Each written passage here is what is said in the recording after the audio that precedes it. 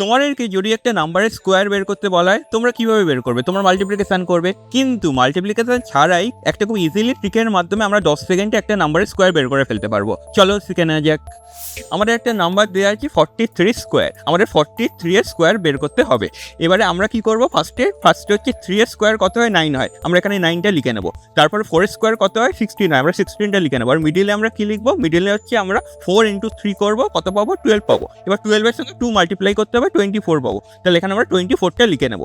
এবারে 9 যেটা আছে, আমরা 9 যেরকম আছে বসিয়ে দেবো। তারপর 24 এর 4টা আমরা যেরকম আছে বসিয়ে দেবো। আর 2টা কি হবে? 2টাই 16 এর সঙ্গে প্লাস হয়ে যাবে, মানে 18 হয়ে যাবে। মানে তাহলে আমরা 43 এর যদি স্কোয়ার করি আমরা কত পাবো?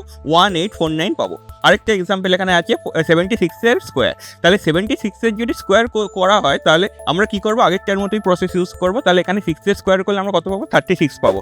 7 এর স্কোয়ার করলে আমরা কত পাবো? 49 পাবো। আর 7 ইন্টু 6 করলে আমরা কত পাবো? 42 পাবো। তার সঙ্গে আমরা 2 মাল্টিপ্লাই করবো, তাহলে আমরা 84 পাবো। তাহলে এখানে আমরা 84 লিখেছি। তাহলে এখানে 36 আছে, এর যে 6 আছে সেটা আমরা এখানে বসিয়ে দেবো। এবার 3টা কি হয়ে যাবে? 84 এর সঙ্গে প্লাস হয়ে যাবে। তাহলে কত হবে? 87 হবে। তাহলে 7টা আমরা এখানে লিখছি। আর যে 8 আছে সেটা কি হয়ে যাচ্ছে? 49 এর সঙ্গে প্লাস হয়ে যাচ্ছে, মানে হয়ে যাচ্ছে কত? 57।